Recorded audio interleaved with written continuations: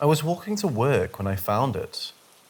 I don't even know how I managed to see it, sitting there under the bush. I think the sun must have shined off of it and reflected into my eye, which caught my attention. I stopped walking and went over to it. I hadn't seen one of these for years. They used to be everywhere and owned by everyone. But like most things, we had moved on to bigger and better versions now. The iPod Nano was just laying there, under the bush, and I don't know how it got there. And I don't know who left it there. And I really don't know why I picked it up and took it with me. I think I took it because it brought back memories of me as a young teenager, getting my first iPod, which allowed me to explore different styles of music and new and exciting songs, other than the ones I always had repeating on the radio. Once I picked it up, I placed it in my pocket and continued to walk to work. I know that doesn't make me sound very good, taking something that I found on the street, taking something that didn't belong to me. Well, trust me, I really wish I hadn't. When I got to work, I walked over to my desk and started up my computer, ready for another boring day of filling out spreadsheets and inputting data. I slowly worked away for around an hour before I found myself getting increasingly bored, and so I began thinking of the iPod. I decided to get it out of my pocket and have a quick look through it. I clicked the small button in the center of the click wheel thing that the iPod Nanos have. This is before touchscreens. And the small screen suddenly came to life. I noticed that the battery was still full, meaning that it had been charged recently. I began searching through the files that were saved onto the iPod, and trust me, there were a lot. Almost every song you could think of was on there. Old songs, new songs, songs that I had never even heard of, or ever listened to were on this iPod. There were even songs that I knew were only released recently, so whoever owned this iPod was still constantly updating it with the latest music. I knew that I should probably hand it into the police or something, so that they can find the original owner, but I thought I could do that after work. I continued scrolling through the songs, but no matter how far I scrolled, I don't think I would ever get to the bottom of the list. So I decided to look through the playlists and see what was saved in there. That's when I found it. The playlist entitled What's Happened to Cecilia. As soon as I read it, I stopped and stared at it. It was probably just a coincidence, but my mother's name is Cecilia. I clicked into the playlist, and this is the list of songs that was in the playlist. Cecilia, Simon and Garfunkel. Died, Alice in Chains. Back in 1999, Kinky. The Cause of Death, Immortal Technique. Bullet in the Head, Rage Against the Machine. Now, for most people, this may seem like a random bunch of songs. Some of you might think, it's a short playlist, so I guess that's a bit weird. But that's not what I noticed. As soon as I finished reading the song list, I began to panic. How did the iPod know? Who would make this playlist and then me, of all people, would find it? My mother's name was Cecilia, and in 1999, she was waiting in line at the bank when a masked man came in and tried to rob the place. Unfortunately, the robbery went wrong and 3 people were killed. One of those people was my mum. She was shot in the head and killed. I sat at my desk, staring at the small iPod screen, slightly shaking. The memories of my mother came flooding back, but also fear began to flood through me too. Whoever owned this iPod must have wanted me to find it. Maybe it was some kind of sick joke.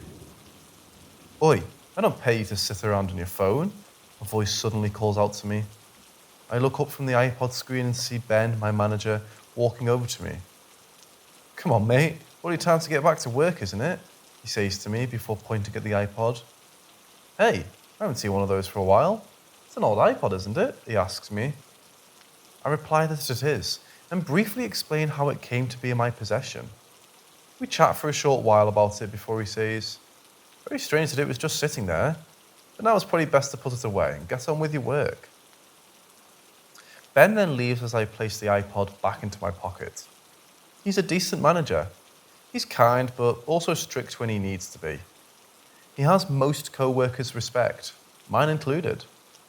Once he was left and gone back into the office, I began to work on my spreadsheets again, and I continue this up until lunchtime, when I'm tempted to look at this iPod once more. I pull it out of my pocket, and a message is now on the screen that reads, "New playlist added."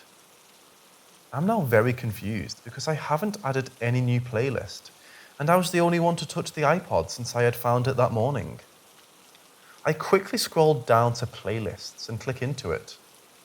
The first thing I see is a new playlist, and it's entitled Ben. I click into it and read the songs that are in the playlist, and this is what I found. Ben, Michael Jackson. Will, Joyner Lucas. Die Very Rough, Mario Judah. Tomorrow Night, Elvis Presley. I'm now very confused and worried. How did the iPod add this new playlist? And why is it saying that Ben will die tomorrow night? I began to panic, and so I decided to ring my girlfriend, Jennifer, to explain what I had found. She always knows the right things to say to me to make me feel better, and so I knew that she would be able to help. "Hello, babe. How's work going?" she asked when she answered the phone. I quickly explained the events of the day and asked her what she thought the playlist about my mum meant, and what she thought the new playlist about Ben also meant. She thought that it was just someone playing a very bad joke on me, and that they probably had remote access that allowed them to upload the new playlist, without actually having to touch the iPod. "You're probably right. It's just someone's idea of a joke," I replied to her. But deep down, I didn't really believe that. The rest of the day went by without any further incident, and I finished work at my usual time. I walked past Ben's office and thought about going in and telling him about the mysterious playlist. But I thought better of it, and so walked past his office, like every other day. For the rest of the night, I tried to distract myself from the day's events, and so I spent most of the night in front of the television. I managed to go to sleep at around midnight, and I slept until my alarm woke me up for work the next morning. I purposefully left the iPod at home, not wanting it to cause me any more stress while I was at work. I arrived at work and tried to distract myself by just doing my work and trying not to think about the playlist I had found. I looked across the office and saw Ben. He looked exactly like he did every other day, in his suit and tie, working hard. Nothing appeared to be out of the ordinary. He can't die tonight, I thought. I'm sure Jennifer is right. And it's somehow, I just know, playing a prank on me. Maybe it's even Ben himself doing it. At the end of the day, I once again considered mentioning something to Ben, but once again, I decided not to. I did, however, poke my head into his office and said, "Have a nice night tonight, Ben." He responded by looking up from his computer and giving me a smile and a small nod. I left the office and headed back home, and once I arrived home, I checked the iPod. Nothing. The screen had no new messages, and I had a search, but couldn't see that anything new had been added. I put it down once more and put on the television and began to watch. I spent the night just watching whatever I found tolerable on TV. I watched some old sitcoms before watching some police detective show. It was halfway through an episode when a breaking news story suddenly interrupted the broadcast. "Good evening," the newsreader said. "Tonight, we bring the terrible news of a 5-car collision on the Crest Highway. 2 cars collided head-on, with another 3 cars then crashing into them. Unfortunately, 4 people were declared dead when the police arrived on the scene, with another man trapped inside his burning vehicle. Police tried tirelessly to free him, but unfortunately after 10 minutes inside the burning car, he also succumbed to his injuries. We'll bring you more information as we get it." The newsreader stopped speaking and 5 photos flashed up on screen. As soon as I saw one of the photos, I gasped. I recognized the middle-aged man in the photograph instantly. It was Ben. He was one of the deceased, and somehow I just knew that he would have been the one trapped in the burning car. I just knew it. Suddenly, I heard a small ding coming from the iPod that I had placed down. I picked it up and the new playlist added.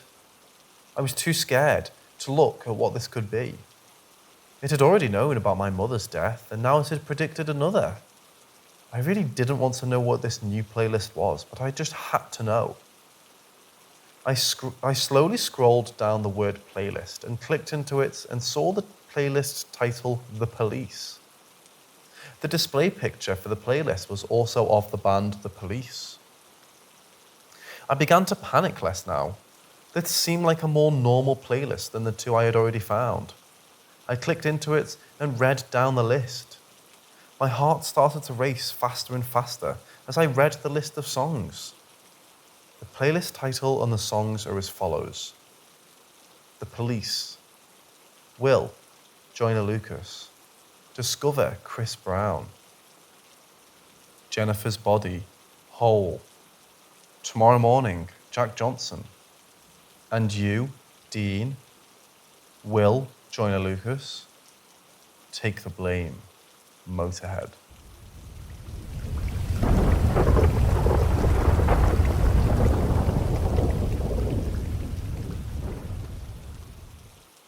I walked into the cinema, a large tub of popcorn in one hand, a large soft drink in the other. I found a seat right in the centre of the screen and sat down. It had been a while since I had been to see a movie, and so I was excited to just sit back and relax and enjoy the latest blockbuster. I was seeing some cheesy horror film, the kind of movie you enjoy to laugh at, but are still entertained by.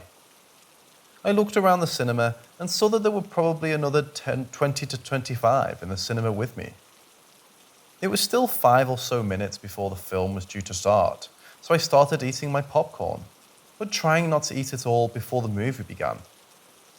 I had only eaten about a quarter of it when the screen suddenly burst into life. It was time for the movie to begin. Unfortunately, like all cinema experiences, I had to first sit through the adverts. The ads carried on for the next 10 minutes as I got increasingly frustrated. Eventually, though, the adverts finished, but before the film began, a message appeared on the screen that read, "The following film is based on audience participation and requires the audience to be involved in the decisions the character makes. Please download the app called Pick the Ending and then input which cinema and session you are in. This will allow you to vote for what you want characters to do. And based on the majority, the characters will do what you want them to do. So sit back, relax, and help pick the ending." After the message appeared on the screen, I saw most people in the cinema get out their phone, and I assumed they were downloading the app. I did the same. This is actually pretty cool, I thought. I've never experienced anything like this before. I looked it up on the App Store, found the correct app, and started downloading it. Once it was downloaded, I opened it and filled in the required details, and then the screen read, "Your first decision awaits." Once I had read this, the film began to play on the giant cinema screen. The film, however, was not the one I had paid to see. The movie opened with a lady sitting in a chair. This shot stayed on the screen for around about a minute, and the longer she sat there, the more confused I became. Man, this is a boring film, I thought. Something better happened soon. And something definitely did happen soon. Suddenly, a man walks out of the edge of the screen, crosses over the floor, and over to the woman in the chair. The man is wearing a red mask that covers most of his face, almost like a rubber balaclava. He also has on a full suit, including the tie and the nice business shoes. He walks over to the woman in the chair, and when I look at her again, I realize that she is bound to the chair with thick pieces of rope. Oh, it's one of those torture movies, I thought, becoming disappointed. I don't mind those sorts of movies, but they're definitely not my favourites. The man, now standing and facing the woman, reaches into his jacket and pulls out a rather large knife. He then turned around, facing towards the audience, and then looked straight into the camera. The words ear or finger appeared on the screen, and I felt my phone vibrate. I looked down at my phone and saw the words ear or finger were also written on my phone. I knew that this was the first decision and I could select one. I felt a bit uneasy about all this. I didn't exactly want what was going to happen when I did make the selection, but I did have a pretty good idea what would. I apprehensively moved my finger down to the screen. I saw that there was a small timer in the corner, and I realized that this must be how long I had to make my decision. My finger was now touching the screen, and I had selected finger as my final decision. The timer counted down to 0, and just as it did, the man turned back and around and moved the knife towards the woman's face, towards her ear. I had obviously been outvoted, and ear had been the winning selection. I looked away from the screen, and all I heard was a loud scream that echoed around the theatre.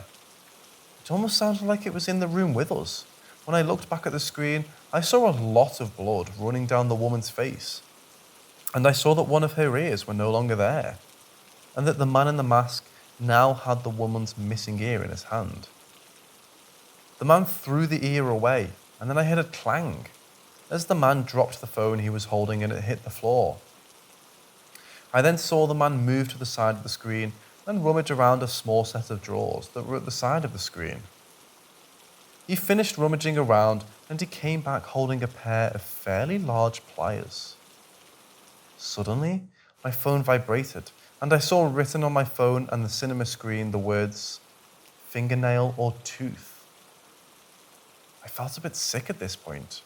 I didn't know what this was the sort of movie I would be watching, and it just didn't feel right voting on the way this poor woman would be tortured. I liked the idea of voting for what characters would do, but I definitely didn't enjoy what we were voting for the character to do. I decided that I would no longer vote, and so I locked my phone. I looked around the cinema and saw the other people were still voting. I could see a few people's faces lit up from their phone screens as they voted, and some appeared to be enjoying it, while others didn't seem to be sure about what they were voting for. I looked away from the screen again when the timer ran out and the man turned to face the woman and grabbed one of her fingers. I heard the scream once again, and I tried my best not to imagine what had just happened. I looked back and saw that there was already another choice on the screen. I didn't even read what the choice was. I knew I had seen enough and needed to leave. I began to pick up my popcorn and drink, even though I no longer had the appetite for them, and was about to leave when I saw the man on the screen leave. Maybe the torture scene is over, I thought, optimistically. Maybe something better will happen now. The scene didn't change, however. The same camera angle stayed on the screen. The same one that stayed on the screen since the film began. Suddenly, the man reappeared and he was dragging a man who was also bound to a chair. The man also looked like he had been tortured before. Blood was all over his face and he appeared bruised. The man in the mask placed the chair next to the woman. He then pulled out a small handgun out of his jacket pocket. Then my phone vibrated and the words, "Who dies, the man or the woman?" flashed up onto the screen. I looked down on the phone and saw that the same choices were also present. I knew I had had enough and started to walk out of the cinema. I had my back to the screen when I heard the gun go off. I turned back to face the screen for one last look. Maybe I was curious as to who the audience voted for. When I looked back at the screen, I saw the man slumped in his chair, dead. Suddenly, the screen fell down, crashing into the floor and revealing a small room behind it. The exact same scene that was playing out on the screen was still playing out in this small room that was behind the screen. There was one small camera that was filming the entire thing. This is when I realized that everything I had just experienced, everything that the audience had been voting for, was real. And it was happening right in front of us. I heard the screams and gasps of the whole audience, but that was all I heard. I didn't even stop to think. I ran out of the cinema and began to run down the corridor that led to the exit. I looked back towards the cinema once, and that's when I saw him. 3 large men, all wearing the same red mask as the man in the theatre. They were walking towards the cinema that I had just left. and they soon got there, opened the door to the theatre and entered. I then saw from down the other end of the corridor another two men wearing the same masks. I don't think they had seen me yet, and so I began to run towards the toilets that were only a few meters away from me. I ran into the bathroom and into one of the stalls, locked the door, and tried to hide from whomever may come in, looking for me. That's where I currently am, sitting on the toilet, making sure my feet can't be seen from under the door. I have no idea what's happening outside the bathroom. I don't want to know. I don't know when to try and leave. What if the men in the masks are here? What do they do if they are still here? What do I do if they aren't? I think I'll wait here for a while longer before trying to leave. I hope then it is safe to do so. Wish me luck.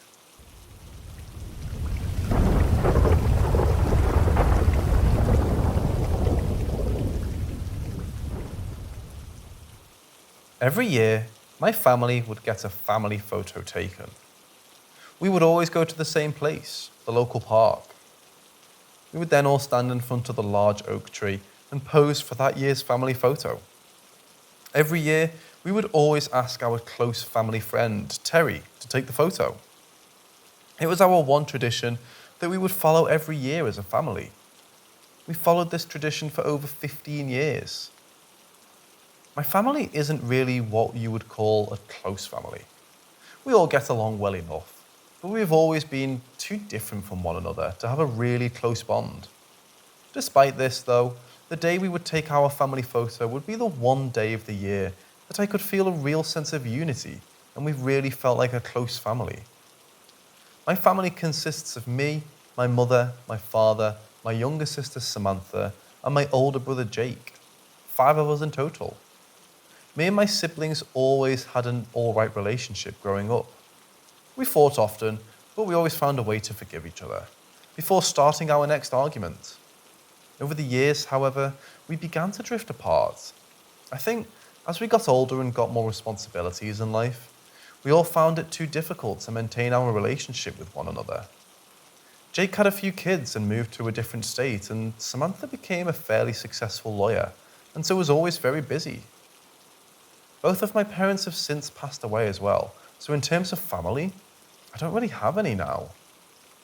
When my parents passed away, they left everything to us 3 kids, and then we then divided it up between each of us. Somehow, I ended up with all of the family photos that were taken throughout the years. Maybe I was missing my family, or maybe I was feeling nostalgic, but whatever it was, I decided that I wanted to look through the old family photos and reminisce of years gone by. I went up to the old desk that is sitting inside of the small study room and opened the drawer. Inside, there was a large pile of old papers that I hadn't been through for many years. I searched through the old bills and the old letters, looking for the photos that I knew I had placed in this drawer. I had to search through all of the paper, and at the bottom of the drawer sat the small stack of photographs of me and family standing in front of the old oak tree. I gathered them up and closed the drawer, before heading out to the study and sitting in the armchair that is in my lounge room. I looked down at the photograph that was on top of the pile. I remembered that years ago I had placed the photos in chronological order, and so the photograph on top, the earliest one taken. I was about 3 in the photograph. My parents were both standing behind me, and my brother Jake was next to me. Samantha wasn't born yet, so she didn't make an appearance in this edition of the photo. I flicked through the photos, watching me and my younger brother grow older in each one, and then seeing my sister make an appearance in the 4th photo. I then saw both me and my siblings grow into older kids, then teenagers, and just as I was beginning to look like a man, the photos ended. I knew why the photos ended there. It wasn't because we were getting too old for it. I knew it was because my parents would no longer be able to be in them. And I don't think us kids felt right about taking the photos if our parents would be absent from them. I continued looking at the last photo. I was looking at both of my parents in the images, looking back at their smiling faces. Smiling because they didn't yet know what would happen to the 2 of them. Then, something caught my eye. Behind the back of both my parents, between the branches of the old oak tree, a man was standing in the background, facing the camera and smiling. He was a very strange looking man. He had long grey hair that hung around the side of his head, but he was balding on top. He was missing a number of teeth, and so his mouth was mostly a gaping black hole. His eyes, however, were probably the strangest thing. They almost appeared red, but that must have been because of the flash of the camera. I laughed a little bit to myself, thinking that we had been photobombed. I then finished flicking through all of the photos and was so back at the beginning. I was about to put the photos back in the drawer, but that's when I saw it again. I saw him again. The same man, standing in the same spot behind my parents. The man looked the same age as he did in the previous photo, even though this one was many years earlier. He also had the same expression on his face, staring and smiling at the camera. His eyes were also the same shade of red as they were in the previous photo. I was a bit worried at this point. How could he appear in both photos that were taken 15 years apart? I then looked at the next photo, and standing behind the oak tree and behind my parents was the same man, looking exactly the same, his eyes still red. I then started to flick through each photo once again, and in each photo in the same spot stood this mysterious stranger. The more I looked, however, the more I began to think he wasn't smiling at the camera, but instead was laughing at my family standing there. I didn't know who this man was, and I didn't know why he was always standing between my parents and watching my family. I tried to think of different rational explanations. Maybe this man knew that we took a photo every year and so planned to always be in the background. Or maybe he was one of my parents' friends playing a joke on us. I managed to convince myself that it was someone my parents knew and they were just playing a joke. This helped comfort me enough and helped me try to forget what I had seen. I decided to turn on the television to further take my mind off of it. I switched it on and watched whatever was on for an hour or two, but that's when it happened. The words "breaking news" appeared, interrupting whatever sitcom I was watching. The newsreader began to speak, and an image of a man I knew all too well appeared on the screen. "Terry Sturt, convicted murderer, has died today," the newspaper said, as the image of Terry, my parents' close friend and the photographer of all our family photographs, appeared on the screen. He died in his cell after a long battle with cancer. Terry was convicted back in 1996 of the murder of Edward and Theresa Barter, the newsreader continued, as a photo of my parents flashed upon the screen. Terry Sturt has always maintained that he was innocent, and today, in a deathbed confession, he revealed who he believes was responsible for the death of what Terry calls his closest friends. Terry claims that the man responsible is a man by the name of Paul Randling. However, 7 News can reveal that Paul Randling had long since been dead before the murders of Edward and Theresa Barter took place. The newsreader finished speaking, and the sitcom I was playing began to play once more. I couldn't get the man out of my head, though. Paul Randling. Paul Randling. Paul Randling, my brain repeated over and over. I hadn't heard of the name before, but I had to know who it was. I pulled out my phone and opened Google and typed the name and hit search. Most of the results were for Facebook profiles of people with the same name. After a bit of searching, however, I managed to find an article with the name Paul Randling in it. I began to read. Murderer Paul Randling will face life in prison, 2nd of the 5th, 1943. Paul Randling has today been sentenced for the hideous crime of a double murder. He has been convinced of murdering a young couple in cold blood. The couple's names cannot be revealed, but it is known that they have left behind 2 young children. Randling, 58, will be facing life in prison, and his crimes will never likely see the outside of a jail cell ever again.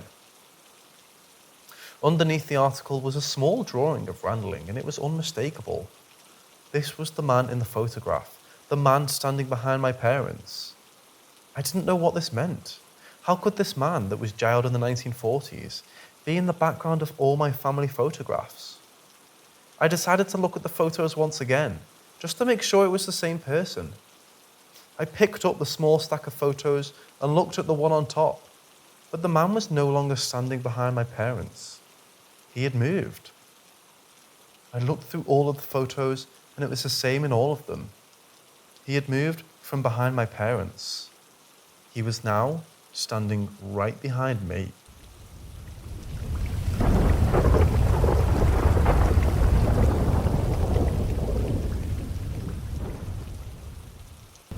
Every night, my dad was in charge of putting me to bed.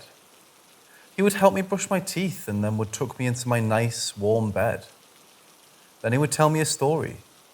Every night, it was the same story. The story of Bosco and Billy. I had lots of books in my room, as my mother would read to me throughout the day. But Dad would never read any of those books. He would always tell me the same story. I always assumed that either the story had come from a book, but my father had told it so many times that he didn't need to read from the book anymore, or that it was a story that he was told as a child. I always enjoyed the story of Bosco and Billy. I always found that it would help me go to sleep. Usually, I would be almost asleep by the end of the story. I slowly learned all of the words to the story and would sometimes recite it along with my dad. For some reason, probably because I heard it every night for 4 years, the story stuck with me, and even to this day, I still remember all of the words to the story. The story in its entirety is as follows. Billy the bear was an ordinary bear with an ordinary life, but he had a small friend named Bosco who got him into strife. Most of the time Bosco would behave, but sometimes he acted out. Billy tried to keep him in line, but sometimes he'd break out. Like one time Bosco was hungry and decided he would steal food. Billy tried to stop him and explained to Bosco that stealing is rude. But Bosco didn't listen. He stole the food anyway and took it to a secret spot and hid it away. Bosco took the food to the large oak tree that was in the woods. Then he stuffed his food inside, and that's where he hid his goods. Billy never found the stolen food. It's still hidden there to this day. Bosco wishes that it is never found. He hopes and he prays. Billy is kind and Bosco is a little bit silly. And that is the story of Bosco and Billy. Now, the story seems innocent enough, and I always thought it was a cute little story about two bears. But after recent events, I now know it is a lot more sinister than it at first appears. My dad passed away a few years ago, and it took a toll on all of us, my mum especially. She began a little bit reclusive after my father passed, and so I didn't see her as often, because she shut herself off from others. I spent a long time trying to create a relationship with my mother again, and slowly, over the course of a couple of years, I did manage to reconnect with her. Things weren't as they once were, but she did invite me over once a week for a cup of coffee. During these hour-long visits, we would sit in the kitchen and talk about times gone by, about my childhood, about my time at school, and about all of the good times we had together. The one subject that didn't come up, however, was my father. I think the pain was still too raw for my mum to talk about him. On one of my weekly visits, though, I thought that I would try and mention my father, as I felt that it might do Mum some good to talk about him. I decided to mention the story that he would tell me every night. Do you remember that story Dad used to tell me before bed? The story of Bosco and Billy? I hesitantly asked, not knowing how Mum would react to the mention of her late husband. Mum looked up from her cup of coffee that she was drinking. She looked confused. Maybe it was the first time he had been mentioned for a number of years, or maybe because she didn't know what I was talking about. No, I don't remember that story, she replied. He had a lot of books, so I can't remember all of them. I was surprised by this. Dad told it to me every night, so I would have thought that she would remember it. I then went on to explain that it wasn't a book. It was a story that he would recite without reading it off of a page, because he knew it so well. I thought that your father would read you a different book each night, she said, sounding confused. That's what he always told me anyway. I thought that this was especially strange because he never read me one of my books, and I would have thought that my own mother would have known this. "What's the story about?" she asked me. "It was about two bears, one named Billy and one named Bosco." I was about to continue explaining the story when my mum suddenly interrupted me. "Did you just say there was a bear named Bosco?" she asked me, sounding quite serious. "Yeah, right. His name was Bosco," I replied. "That's strange," Mum said. She had a look on her face that looked like she was trying to remember something. "Your father used to tell me about a friend that he used to have named Bosco," Mum continued. "He used to say that Bosco would get him in a lot of trouble when he was younger. I never met this Bosco, which your dad said was a good thing. He also said that he only met up with Bosco only once or twice after we met. And then your father told me that he was no longer going to see Bosco. He said that he finally got rid of him. I was always curious as to who he was. I've never seen any photos of him or any evidence that he existed now that I think about it. So it is strange that he told you a story that contained a character with the name Bosco." Mum stopped talking for a second and I didn't know how to respond. She then looked at me and asked, "Do you remember this story? Can you tell it to me?" I recited the entire story to her. She listened to the whole tale without changing her expression. She took it all in and then she asked, "An oak tree? Are you sure that Bosco hid the food in an old oak tree in the woods?" "Yeah, it was definitely an old oak tree." "Why's that?" I asked her, sensing that something wasn't quite right. "It's just that on mine and your father's first date, he took me to an old oak tree that was inside the Shelton Woods, only a 10-minute drive from here," she responded. "He told me then that it was lucky for me that Bosco hadn't decided to interrupt their date." She then stopped talking and stared at the wall behind where I was sitting. "I think it's time for you to go now. I'm sorry," she told me, a hint of sadness in her voice. I thought that maybe it was time for the best that I did leave. I got up and gave her a small hug, which she didn't even seem to notice. Then I collected my things and headed out the front door.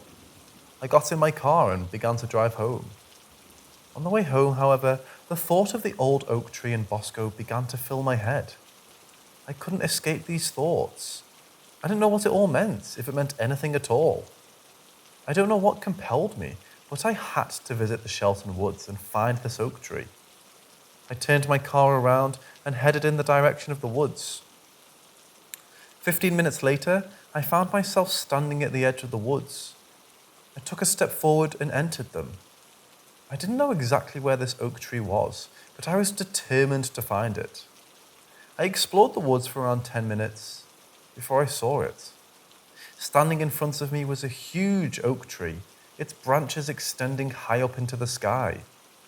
I walked over to the base of the tree.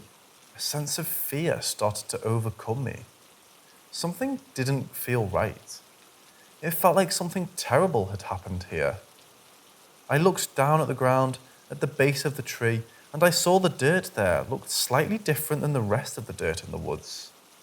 I don't know why I did this, but I bent down and began to dig in the dirt. The police say that if I hadn't started digging, then they probably never would have found them.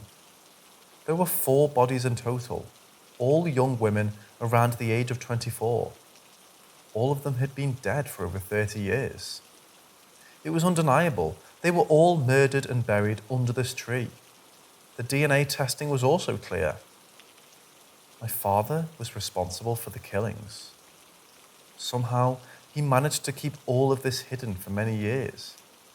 He never told anyone. The only clues that he gave were through my bedtime story, which I think was his way of confessing.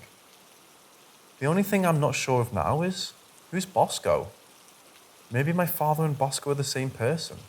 Or maybe he really did have a friend with that name. I don't think we'll ever know. I don't think I want to know.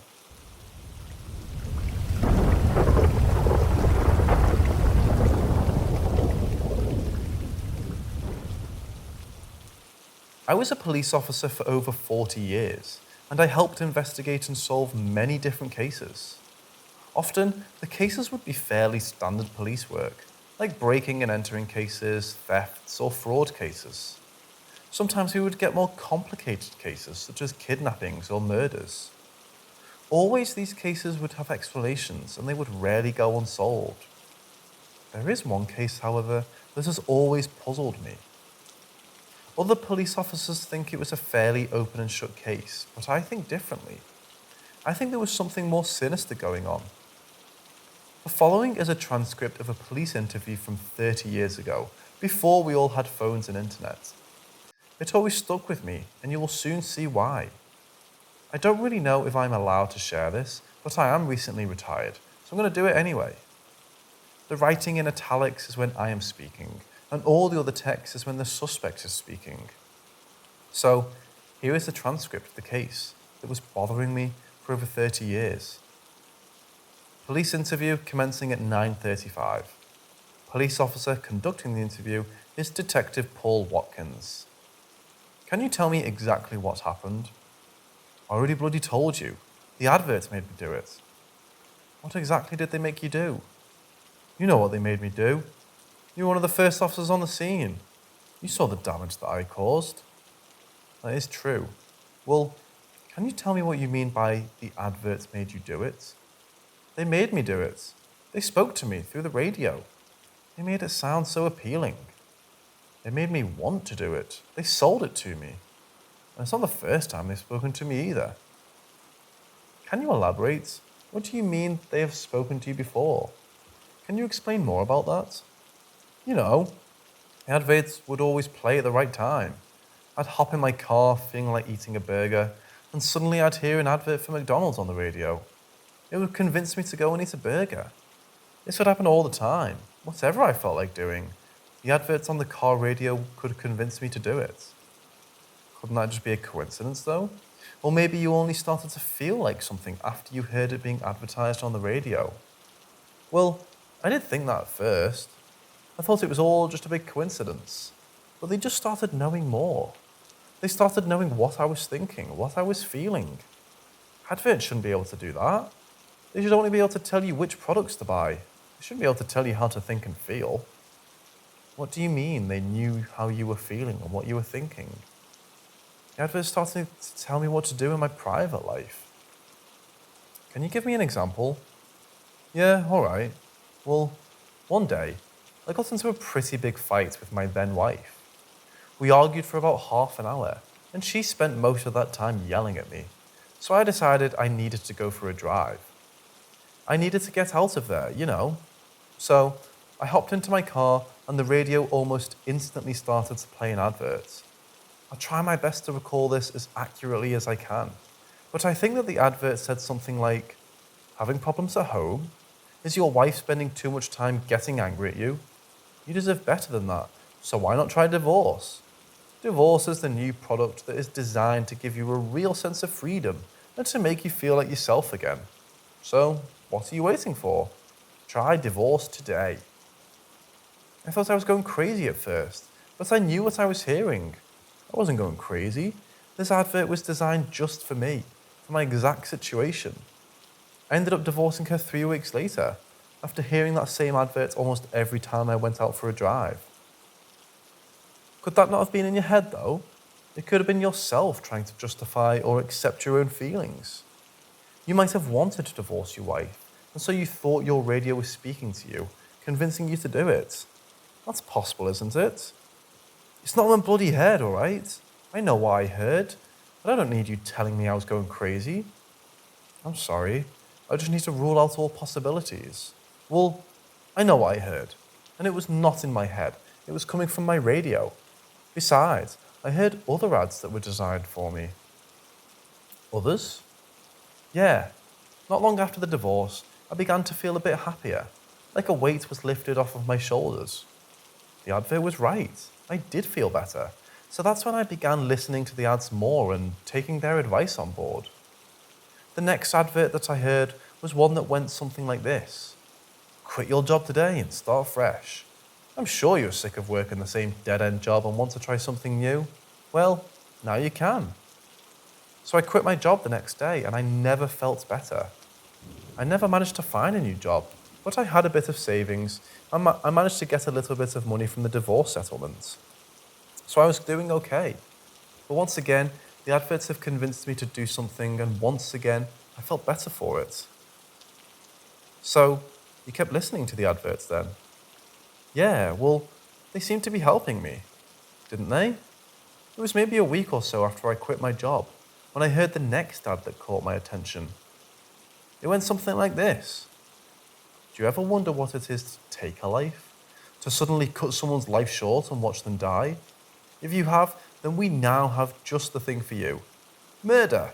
The fun new trend that you would be crazy not to get involved in. At first, I was very confused as to how this advert was allowed to be played on the radio, and I was also confused about how this applied to me. I had never wanted to murder anyone. Did this advert play just the once? No, it played all the time. Constantly, it was on the radio. Every time I drove, I would turn on the car and straight away, an advert advertising murder would come onto the radio. It would often be different though. Sometimes it would say, try it today, murder. It's simple, easy, and can be done right now. Other times it would say, what are you still thinking about? There's nothing else to consider. Murder is just the thing for you. At first, I tried to block out the adverts. I tried turning down my radio or tried switching stations, but neither of those ideas worked. I couldn't turn it down and I couldn't change radio stations, no matter how hard I tried. In fact, I felt that the adverts got louder, not quieter. Soon, it was unbearable. The adverts were too loud. I just wanted them to stop playing it over and over again. Is that when you finally came in? When the adverts finally managed to sell you the product? I was driving and the adverts were blasting in my ears. I couldn't escape the sound of the voice in the advert saying, now is your chance. Now is the time to finally commit murder. I felt that my only option was to listen to the advertisement and do what it said. I remember stopping the vehicle at the traffic lights, waiting for the pedestrians to cross the street in front of me. When I heard the advert blast through my car speakers, do it right now. Just put your foot on the accelerator and you can run down and murder everyone right in front of you. The advert was loud and inescapable. You see, I didn't have a choice but to do what it said. I had to if I wanted the ads to stop. So that's your reasoning for running over and killing 4 people? Yes, I know you don't believe me, but that's the truth. The adverts made me do it. Police interview suspended at 9:55. Now, I know what you're thinking. It was obviously all in his head. He was imagining the adverts and it was actually a voice in his head telling him what to do. Well, that's what I thought. That's what everyone thought. But that changed when I was investigating inside of the suspect's car. I hopped inside the vehicle and that's when I heard it. The sound of static. The sound of a radio that wasn't quite tuned properly. The sound of a radio not quite being able to communicate to me. I thought this was strange because the keys weren't in the ignition, so I didn't think that the radio would be able to work. I didn't think too much of it though, and I moved my hand over to the radio to turn it off anyway. That's when I noticed. The car didn't have a radio. There was no radio installed in this vehicle, and according to the car's records, there never was a radio installed in this car. I really don't know how the suspect was able to hear all of the adverts and how they managed to convince him to do terrible things, but I had definitely heard the radio as well. I still don't know what to think about this case, but I think there's something rather sinister is going on.